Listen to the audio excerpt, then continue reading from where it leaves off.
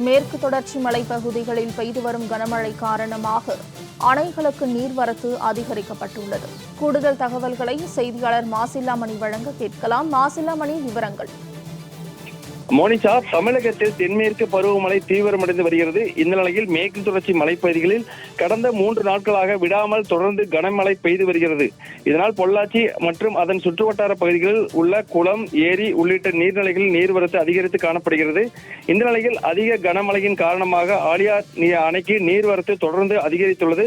தற்பொழுது நிலவரப்படி ஒரே நாளில் ஆழியார் அணையின் நீர்மட்டம் 5 அடி உயர்ந்துள்ளது.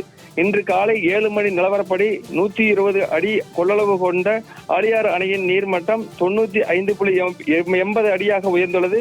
நேற்று காலை நிலவரப்படி அணையின் நீர்மட்டம் 91 அடியாக இருந்தது. இந்த நிலையில் அணைக்கு வினாடிக்கு 3356 கன அடி தண்ணீர் வந்து கொண்டிருக்கிறது. அணையிலிருந்து வினாடிக்கு 84 கன அடி நீர் வெளியேற்றப்படுவதாக பொதுப்பணித்துறை அதிகாரிகள் தெரிவித்தனர். இதனால் இப்பகுதியில் உள்ள விவசாயிகள் மிகவும் மகிழ்ச்சி அடைந்துள்ளனர். மோனிஷா, மாசில்லாமணி, தகவல்களுக்கு நன்றி.